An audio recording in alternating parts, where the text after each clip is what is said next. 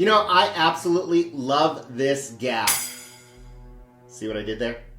Not really. Believe it or not, I'm not the hugest Wonder Woman fan, despite having probably $10,000 worth of Wonder Woman statues in front of me.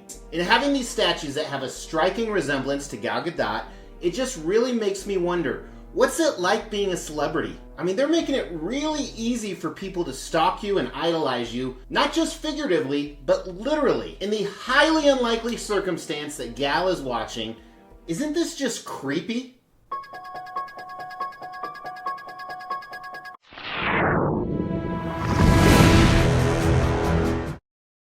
As the Extreme channel is pushing towards 50,000 subscribers, these are just a few of the statues we are giving away on the journey there. If you want to know how to win one, stay tuned for later in the video. Hey, welcome to the Extreme channel. My name is Mr. X. We are all about extreme collectibles.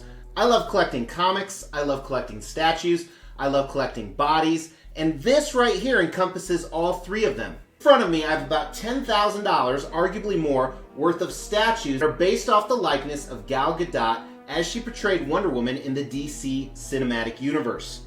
Now, as a disclaimer, the smallest quarter scale up front here isn't supposed to resemble Gal Gadot. It's a comic version that coincidentally Queen Studios made look just like Gal Gadot. If you want more info on any of these statues, I have detailed videos on every single one. You can go check those out on the channel. And for those of you that are huge Gal Gadot fans, some of you are like, the T isn't pronounced, Mr. X. Well, it actually is. The actress herself has stated it's a soft T that you do actually pronounce in multiple interviews. Believe it or not, these are not the only Gal Gadot statues I have on order. I also have this one from JN Studios pre-ordered, which should come in sometime in 2023. Now, it's from the same maker of this one up front. Now, we're going to briefly talk about each one. Like I said, I have in-depth videos that you can go back and check out reviews of every single one. But really, today's big basis is to compare these two what we call life-size busts. Both silicone, both based off the same character, both about the same price point, and we're going to see which one is better. Now, really quickly, the smallest one in the front is made by Queen Studios. It is completely made out of polystone and resin. Generally retailed for like $600 or $800. They made thousands of them, and it's actually a comic version that coincidentally looks like Gal Gadot. Funny how that happened, right? This 1/3 scale, and really quick when we talk about scales, 1/3 means 3 times smaller than a real life version.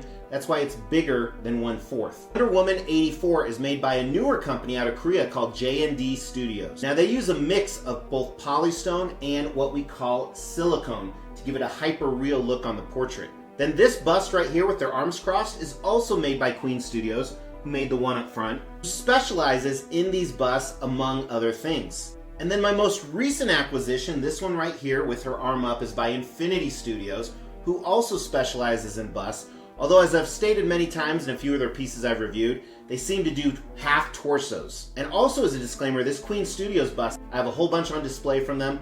Usually they don't put arms in the statue. This was kind of an exception, probably because that's kind of a signature trademark of Wonder Woman. A few interesting facts before we dive into the comparison. My wife actually pointed this out. She said that the J&D likeness, this is one of my absolute favorite statues despite it coming from a very shitty movie, is one of the best likenesses until you put it next to these, then it looks off. And I have to say, I agree with Mrs. X 100%. I have to say that. That's the only way I stay married, but in this case, it's actually true. While this video isn't about that, the likeness of the J&D is not as good when you put it next to these. However, if I had them all about 10 feet apart, I would vote for the J&D. Weird how that works, right?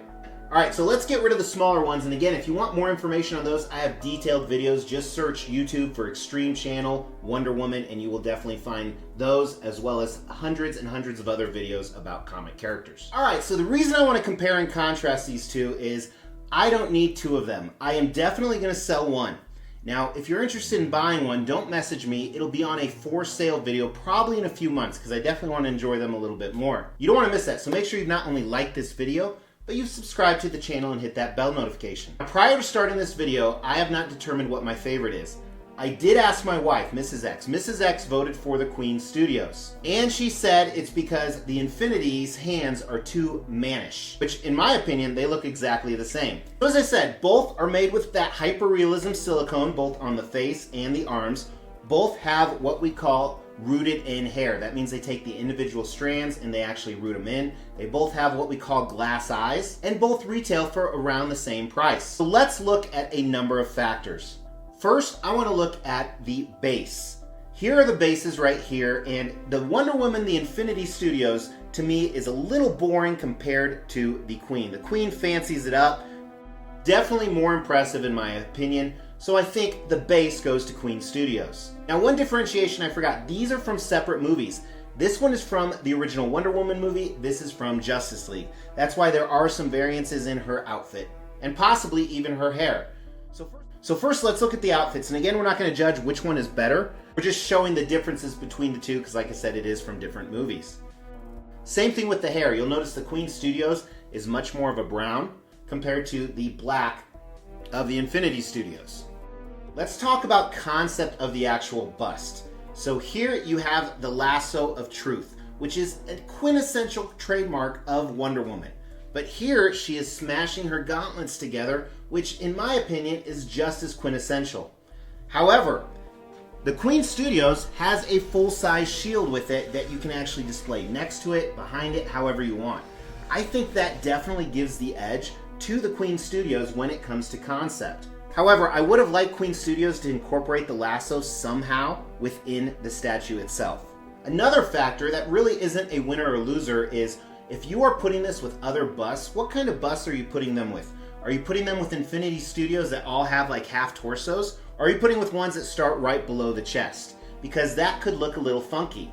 I'm going to put these by some other busts. None of them are the full torso. So if you want to see what that looks like, check out the Extreme Channel social media. Instagram, Facebook, Twitter, and TikTok. The link for that is in the description below. But that's something you'll have to consider as well. So that ties into displayability, which I think we can judge. So first of all, if you're a statue hoarder like myself, as you see behind me, you put statues on top, in the middle, on the bottom, because eventually you run out of space. Ideally, you would like every single statue at eye level, and that is especially needed here, particularly for Infinity Studios. She is slightly looking down. If you plan to display her in a lower area, that is a huge negative, where it's not such a negative with the Queen Studios. So for a displayability purpose, regardless of what you're pairing it with, I think Queen Studios wins that category. I'm not going to go into value because both being about the same price, I think it was a very similar edition size as well. They're both just as hard or easy to get. Now to me, if you're spending $3,000+ on a life-size silicone bust, the absolute most important thing is likeness. Now if you recall, Queen Studios actually revamped their Wonder Woman. They came out with it and the likeness was off. Everybody knew it, everybody spoke about it, and Queen Studios went back, not to the drawing board, but they adjusted quite a few things to bring better likeness.